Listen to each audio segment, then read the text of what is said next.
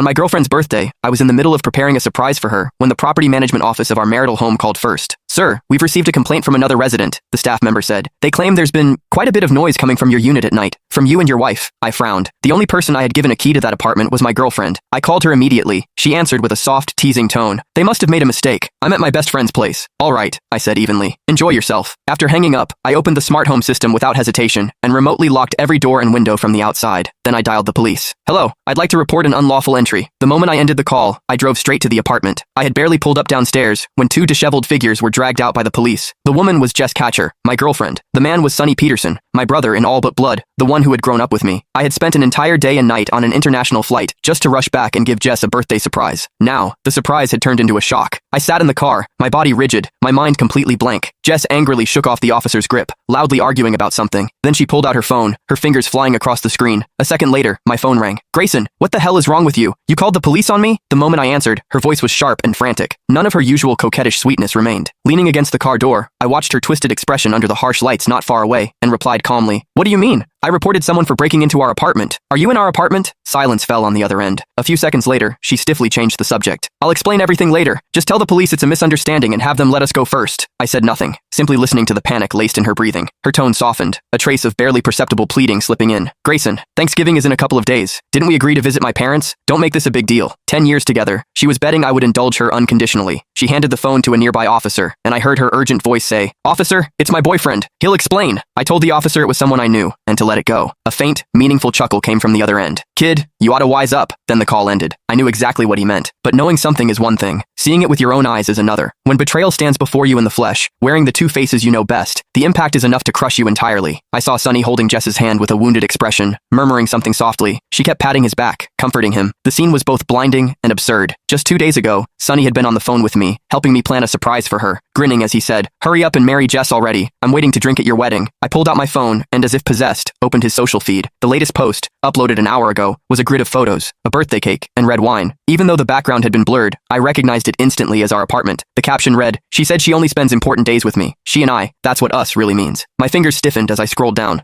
Last holiday, Jess had told me she had to work overtime on a last-minute project, pulling an all-nighter. On Sonny's feed, there were two intertwined hands, fireworks lighting up the riverside behind them. On the woman's wrist was a small red mole, one I knew all too well. On the last Valentine's Day, Jess had said her best friend was heartbroken and needed company. Sonny had posted a photo of 2 movie tickets, before sunset, with the caption, Watching an old film with the one I love. And then there were the 14th of every month, when Jess always found one excuse or another to avoid seeing me. So that was where she had been, with Sonny. What else was there left not to understand? Not far away, the police seemed to finish lecturing them, and began to leave. Sonny took Jess's hand, as if ready to lead her away.